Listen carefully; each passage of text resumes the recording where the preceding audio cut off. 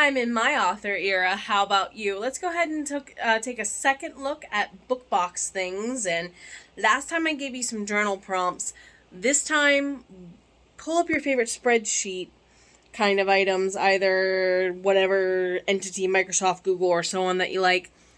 Build a spreadsheet with me from scratch for tracking some of these expenses and figuring out how much each of my book box levels should be, especially for someone like me who's not good at the maths. Let's make the computer do the maths for us. See you here in a minute.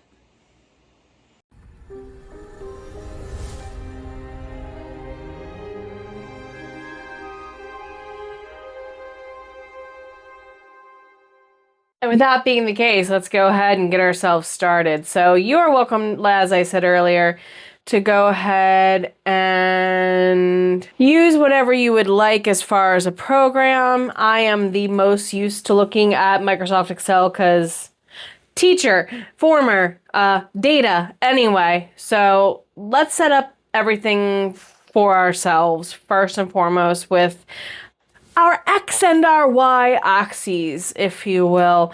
So I'm going to go ahead and start putting in my book cost. This is your cost to have it printed. Pen cost for me, this is going to be actually I'm going to be more specific. Resin pen cost as well. We're going to do spell jar cost. Wax melt cost, bookmark cost, because I had specific to the book box bookmarks kind of made for this. At least they get the priority of the bookmarks made for this. Then, let's see, what else do I need? That'll get us started. I have a couple of other things in the floaty floats to possibly come in. And well, here's one I should know. Keychain cost, because I'm using keychains that I have old stock for. So, book cost. What I would figure out across the top for each of these categories is what's going to go where. I might want to put vendor / collab. Period. For my column B, now that I have my items going across my rows, let's do what each number in the columns mean. So vendor and collab, that's who I'm doing it with, who printed my books, who made my resin pens, spell jar, wax melt, where to get the bookmarks printed at, keychains, all that jazz. So then, of course, there's the total cost of total cost of order for that item. Because some of these items I bought wholesale, so I'm going to have to track it that way too. Number of books in number of boxes. This in drop. That's the way I'll word it. Now, I know I'm doing 25 boxes, so I'm just going to take that 25 and kind of make that my base all the way down. And why not make it 25 by 25? Because that's how my neurospicy brain works. Anyway, it's also how my numerological brain works, apparently, now that I think about it. You can also start deciding how you want your formatting going with like wrap texty things, especially since that's not default in Excel. For people like me who like it to be default, go ahead and start deciding how you want the size of your fonts and things like that if they're starting to bother you. I then like to go ahead and put total cost per one item. As you can probably guess, we are going to program this column to have an equation. Equal sign, I'm going to click total cost of order. C2 is the first top empty cell for that on me. Divided by number of drops in box, which would be D2 on this row and setup. So now I can take and if you're Microsoft Word, and I believe this also works in Google Sheets, you can drag down the equation the whole way too. So what'll happen is once I start plugging in things in the total cost category, some of the math will start auto tracking for me. For example, I know that the 50 count of bookmarks I ordered cost me $40. I'm only using 25. So obviously I'm just going to, in my brain, do half that. So 20 divided by 25 is 80 cents a bookmark. I gotta reclaim that cost. My keychains, according to some math I have here, cost me, for the total cost of the order was $28.42. You see why my dyscalculia brain wants Excel doing this math for me with an equation. Because, yeah, no. I would not want to track that. Now, I know from the person I am collaborating with for the resin pins, this is going to be Haley Shaw over at Aspie Dragon, and description box below. She gave me the quote of wholesale price was $100 for the pens there. And automatically the math is done for me. The spell jar cost is going to be a little tricky. This is La Lune Plus.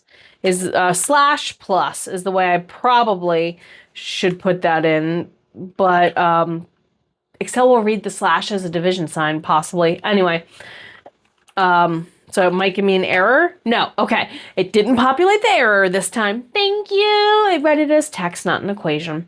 So I know that the total cost of this order has several components. Where's it at? Watchy outy, little girly. Hello. There's several components. One, there's the special herb that goes inside. It's lavender, cinnamon, and a bunch of other things that JC put together. It's a Phoenix blend, literally is what we're calling it. So there's the cost of that from JC over at La Lune. Description box below. And then, of course, I also have some different gems to go in there. I think there's I know there's malachite and red jasper in here. I gotta double check what the other M and the F are. I want to say moss agate and fluorite are my guesses without opening the bag and looking at them in whatnots. But there's also some gemstones that go with the herbage into a container, and oh my goodness.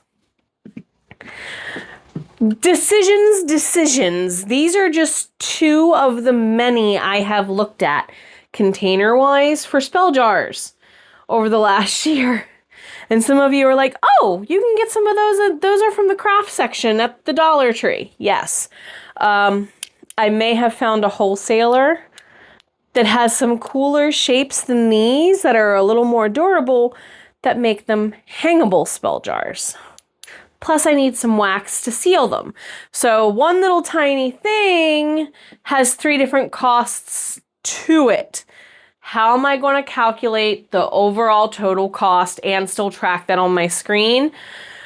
Well, I'm going to put an equal sign in cells C4, and then I'm going to come over here and let it do a F4 plus G4 plus H4 equals. Other notes. To me, other notes sometimes means other costs. So this would be for the cost of the gems and the herbage from La Lune. That was a total of about, it was like 87 and change. So I'll just round it up for my math brain, 88. I'm okay with the few pennies it's off. They're not going to hurt me in the long run. I'm also going to go ahead and leave a comment here on this one. La Lune, Phoenix Herbage, mini gems. So that way I know what specifically that cell was. Here, I'm going to go ahead and G4. I was almost G6. Anyway, G4. Focus, Jenna. Oh, no baddie coda. G4. I'm going to go ahead and put in the next cost, which is the cost of the spell jars I'm looking at. And they range. The price point I'm looking at right now is somewhere between 25 and 30. Guess what I'm going to do? I'm going to estimate high. And same with the wax melt. It's between 20 and 25. For the wax I'll use to seal them, estimate high. So now you see where that 143 comes from. My comments on these two are finalize vendor notes, because I still have for jar itself. I have a couple of people in mind. I have not made a solidified decision order. So hence why these notes. Hello, Drina. Hello, baby girl. She's at my feet. For wax sealing. Now, wax melt cost, I am still pending a final quote from the Glitter Goth. I do know I am working with the Glitter Goth. And I can't remember who I got my bookmarks from. And I think the person I got my keychains from changed the name of their business. So I got to double check the accuracy of those two things. So I'll fill those in at a later time. But you see where now quickly I have a really fast glimpse of what it's going to cost to potentially put a full box together. Because what do you think I'm going to eventually... I might not use this area. For the sake of template making, I'm going to leave myself room to grow in case I have bigger boxes or add stuff. So what I will go do down here is make myself a totals. I like the meaning of the number 28. Total costs. So yes, I'm a nerd. I want to know what's going on from cell C2 through... Oh, I'm doing this equation wrong.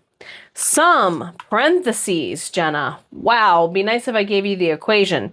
Equals sum. Sum is telling Excel to do addition for you. And then opening up the parentheses tells it within this field. So from cell C2, colon tells it down to what cell? Down to cell, it looks like C25. And then close it off for that and click enter. Automatically, it has the sum equation. And guess what I can do? Just drag it. Just drag it. Because it'll recalculate for the next column and sets over. As you can see, this will save my spicy brain with the math a lot of time.